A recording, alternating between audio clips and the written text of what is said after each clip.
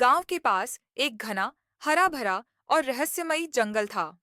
सुबह सुबह सूरज की किरणें पेड़ों के पत्तों के बीच से छनकर जमीन पर गिरती थीं और पूरे जंगल को सुनहरी रोशनी से भर देती थीं। पक्षियों की चहचहाहट, दूर के झरनों की आवाज और फूलों की खुशबू जंगल में जीवन का एहसास कराती थी। इस जंगल में कई जानवर रहते थे। बंदर, हिरण, लोमड़ी, रंग बिरंगे पक्षी और कई छोटे छोटे जीव। लेकिन सबसे अलग था मोटू, एक छोटा हाथी। मोटू बहुत ही शांत, जिज्ञासु और मिलनसार था। वह अक्सर जंगल के पास खेलने वाले बच्चों को देखता और उनके साथ मस्ती करता। उसकी सबसे बड़ी खासियत यह थी कि वह हमेशा नई चीजें खोजने और समझने का शौक रखता था। एक दिन मोटू जंगल के अंदर घास चढ़ते चढ़ते अचानक कुछ चमकदार चीज देखी।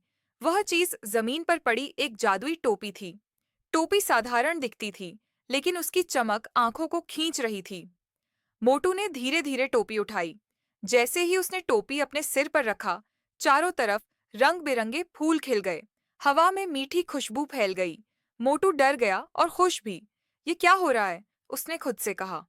टोपी पहनते ही मोटू ने महसूस किया कि अब वह इंसानों की तरह बात कर सकता है, सोच सकता है और योजना बना सकता है। पहले तो उसने छोटी छोटी चीजें जादू की मदद से की। पेड़ के नीचे खड़े हुए मोटू ने देखा कि पेड़ में लटकते आम सीधे उसके सामने आ गए। झरने का पानी उसके इशारे पर बहने लगा। छोटे छोटे जानवर उसके चारों ओर इकट्ठे हो गए और आश्चर्यचकित होकर देख रहे थे। शायद मुझे यह शक्ति सिर्फ मस्ती के लिए नहीं मिली। मुझे इसे सही कामों में इस्तेमाल करना चाहिए, मोटू ने सोचा। कुछ दिनों बाद जंगल में बड़ा संकट आया। पास के शहर से लोग जंगल की लकड़ियां काटने आए। उन्होंने जानवरों को डराया और कुछ को पकड़ने की कोशिश भी की। जंगल के जानवर बहुत परेशान थे। मोटू ने टोपी पहनी और सोचा, अब मेरी जिम्मेदारी है। उसने सबसे पहले लकड़ियों को अपनी जादुई शक्ति से रोकने की कोशिश की। फिर उसने शिकारियों के सामने अद्भुत दृश्य प्रस्तुत किए। पेड़ों से झड़ते फूल, हवा में चमकती रंग बिरंगी रोशनी, तालाब में नाचता पानी, सब कुछ शिकारियों के सामने जादू की तरह दिखाई देने लगा। शिकारियों को लगा कि यह जंगल कोई साधारण जगह नहीं है। उन्हें डर लग गया और उन्होंने निर्णय लिया कि वे वापस चले जाएंगे। जंगल के जानवर बहुत खुश हुए। उन्होंने मोटू को धन्यवाद कहा। मोटू ने समझा कि शक्ति का सही इस्तेमाल करने से ही खुशी और सम्मान मिलता है। मोटू अब जंगल का हीरो बन चुका था। सभी जानवर उससे दोस्ती करना चाहते थे। उन्होंने देखा कि मोटू की जादुई टोपी केवल शक्तियों का स्रोत नहीं थी, बल्कि यह उनके दिल और दिमाग को भी बदल रही थी। मोटू ने जानवरों को यह सिखाया कि शक्ति का इस्तेमाल हमेशा सही कामों के लिए होना चाहिए। किसी का नुकसान करने या खुद को दिखाने के लिए इसका उपयोग नहीं करना चाहिए। मोटू ने टोपी का इस्तेमाल करके जंगल के लिए नए नियम बनाए। अब जंगल में कोई भी इंसान या जानवर आएगा तो उसे प्राकृतिक संसाधनों का सम्मान करना होगा। वह जानवरों को यह भी सिखाता कि आपसी दोस्ती, समझदारी और सहयोग से ही जीवन खुशहाल बनता है।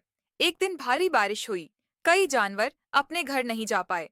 मोटू ने टोपी की मदद से एक बड़ा सा छप्पर बनाया, जिससे सारे जानवर सुरक्षित रहे। छोटे बच्चे भी वहां खेल रहे थे। मोटू ने देखा कि टोपी की मदद से वह जानवरों की मदद कर सकता है। फिर एक दिन जंगल में छोटा बंदर ऊंचे पेड़ पर फंस गया। मोटू ने अपनी लंबी सूंड और टोपी की जादुई शक्ति से उसे सुरक्षित नीचे उतारा। जानवरों ने उसकी बहादुरी की बहुत सराहना की। एक और दिन जंगल में आग लग गई। मोटू ने टोपी पहनकर जादुई पानी से आग को बुझाया। जानवरों और पक्षियों ने उसकी बहादुरी देखकर खुश होकर उसका गुणगान किया। मोटू कभी-कभी अपनी टोपी पहनकर मजेदार खेल भी करता। वह पेड़ों से फूल गिराकर छोटे बच्चों को खुश करता, पक्षियों के साथ हवाई दौड़ लगाता, छोटी मछलियों को तालाब में सुरक्षित जगह दिखाता। मोटू ने यह समझा कि जो शक्ति दूसरों की मदद के लिए इस्तेमाल होती है, वही सबसे बड़ी शक्ति होती। समय के साथ मोटू ने टोपी केवल जरूरत के समय ही इस्तेमाल करना शुरू किया। उसने जानवरों को यह सिखाया कि अपनी क्षमताओं पर भरोसा करना और समझदारी से काम लेना सबसे महत्वपूर्ण है। जंगल में अब हमेशा शांति और खुशहाली थी। पेड़ हरे भरे थे, झरने गुनगुनाते थे और जानवर आनंदित थे।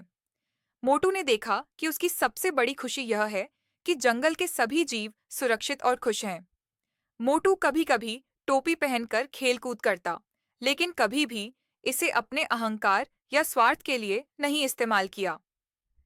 जंगल के सभी जानवर और मोटू एक दूसरे के साथ मिलकर खुशहाल जीवन जीने लगे, और इस तरह हाथी और जादुई टोपी की कहानी जंगल में हमेशा सुनाई जाती रही। अगर आप हमारे चैनल पर नए आए हैं, तो हमारे चैनल को लाइक और सब्सक्राइब करें, ताकि हमारी आने वाले अगली वीडियो आपको सबसे पहले मिले।